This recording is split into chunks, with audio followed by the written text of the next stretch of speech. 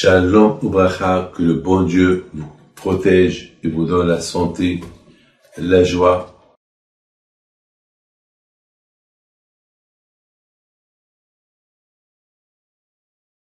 L'histoire que je vais vous raconter aujourd'hui, c'est l'histoire du Kaddish. Le Kaddish qu'on fait pour donner des éloges à Hachem. Le Kaddish, on le fait pour quelqu'un qui a quitté ce monde. Le Kaddish, on le fait dans la prière. Parce que dans la prière, on fait des éloges à Hachem. Et Gadal, Vit Kadash, que le nom d'Hachem, il soit toujours élevé. Et on répond Amen. Dans une ville, il y avait une femme d'un riche, qu'elle faisait des économies de l'argent que son mari lui donnait pour faire les achats, pour donner à la yeshiva, pour qu'il fasse Kaddish pour ceux qui sont morts et qui ont laissé personne qui fait Kaddish pour eux. Parce qu'en général, les enfants, ils font Kaddish pour les parents. Ou bien, aujourd'hui, il y a beaucoup de gens qui n'ont pas les moyens, Alors,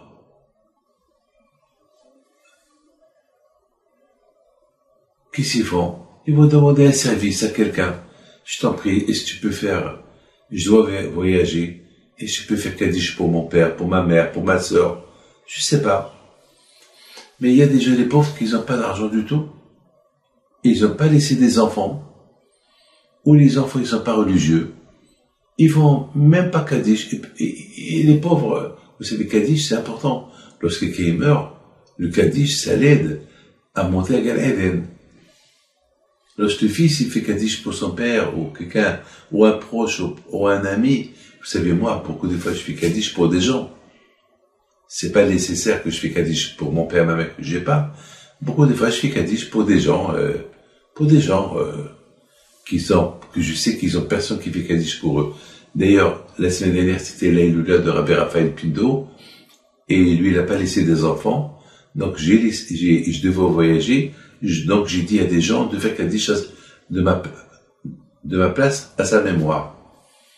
Alors il y avait une femme, elle donnait de son argent à la yeshiva pour qu'il faut Kaddish pour les gens qui sont morts, qui n'ont pas laissé des gens pour faire Kaddish pour eux. Et un jour, la femme, son mari, il est mort. Et il ne savait pas gérer les affaires de son mari. Elle a perdu. Et il n'y avait que des dettes. Son mari, lorsqu'il était vivant, il savait arranger les choses. Maintenant, la pauvre, elle a payé toutes les dettes de son mari. Elle trouve sans rien du tout. Elle va à la yeshiva. Et il dit au rabbanim, messieurs les rabbins, jusqu'à maintenant que j'ai eu de l'argent, vous apportez une somme d'argent chaque semaine pour payer ceux qui font Kaddish pour ceux qui n'ont pas laissé des enfants. Comme ça, leurs parents, ils vont à Gan Eden. Maintenant, j'ai pas d'argent. Si Dieu veut, je vais commencer à travailler. Je vais reprendre le travail de mon mari. Je vais essayer de m'y mettre et je vous paierai. Les rabbins, ils lui ont dit, c'est pas peine de nous payer, on va continuer à faire Kaddish pour la mémoire des gens qui sont morts et qu'il n'y a personne qui fait Kaddish pour eux. Comme avant. C'est pas, vous avez déjà assez donné, ne vous inquiétez pas. Mes amis,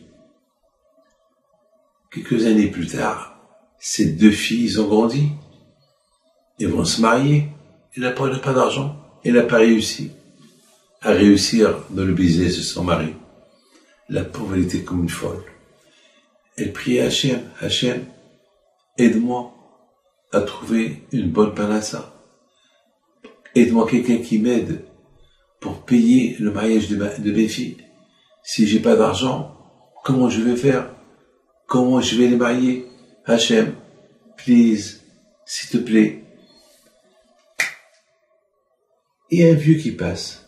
Il lui dit, madame, un vieux avec sa canne. Madame, je vois que vous êtes pensive. Ça va, tout va bien? Bon, Hachem, tout va bien. Qu'est-ce qui se passe? Non, rien. J'arrive pas à dormir. J'ai mes 2 filles qui vont se marier et j'ai pas d'argent. Mon mari, il est mort. On avait de l'argent, on a tout perdu. Elle a dit, moi je vais t'aider. Moi je vais t'aider. Je suis un Shaliach d'Hachem. Je suis de la ville. Or Hachem, je suis vieux, j'ai de l'argent. Tous mes enfants sont mariés. Ah bon? Et c'est une histoire qui s'est passée il y a quelque temps, hein. Ça, c'est 2 grands rabbins qui la racontent. Ces 2 rabbins, ils sont morts. Rav Zonfeld et Rav Ginveld, c'est eux qui racontent cette histoire.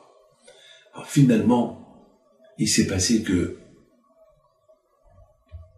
il lui a dit, viens, on va monter à la yeshiva, et là-bas, je vais t'écrire le chèque. Elle le suit, il monte à la yeshiva, le Rosh Yeshiva, le directeur de la yeshiva, il la voit, et il voit un vieux avec elle, ça va, tout va bien. Non, ce monsieur veut me faire un chèque pour payer le mariage de mes filles. Ah, Mazato, Mazato, Mazato, prenez mon bureau. Ils sont rentrés dans le bureau, et le vieux, il écrit le chèque à l'intention d'une personne. Et il signe.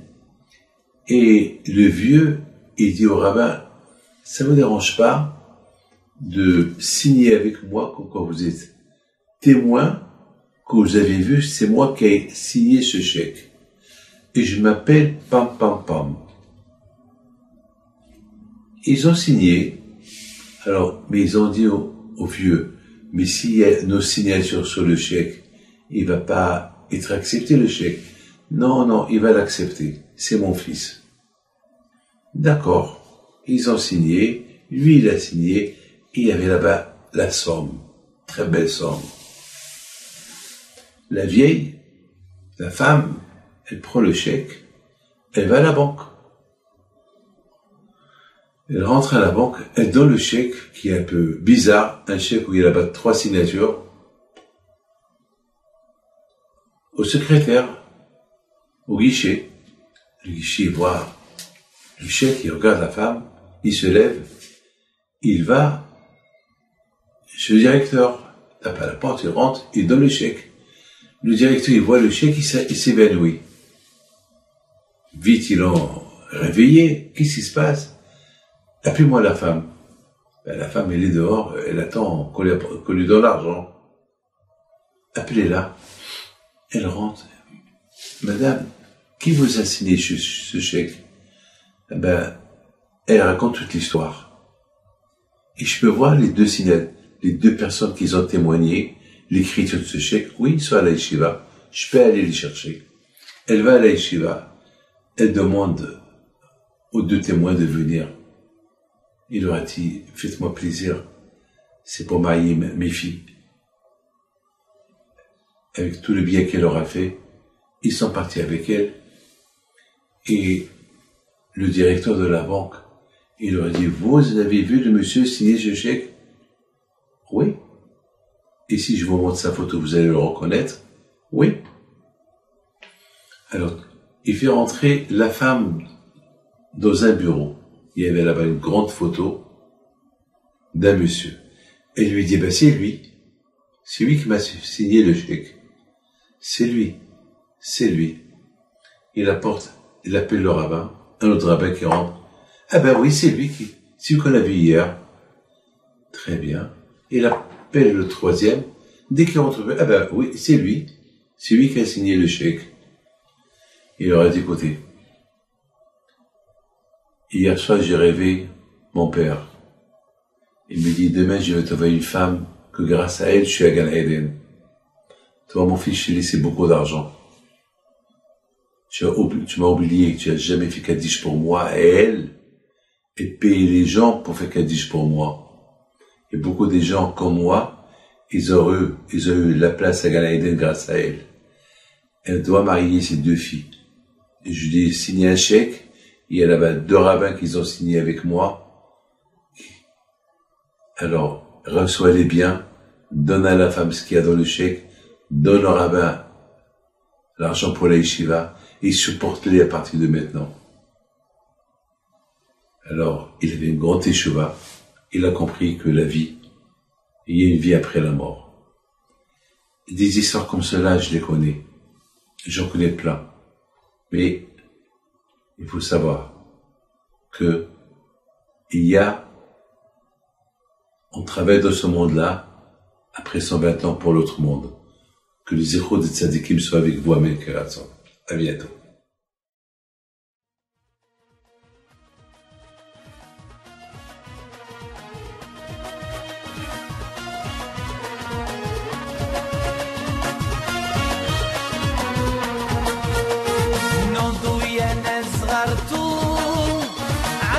حي بنتو وقف لنا زي خوتو يا وز خوتو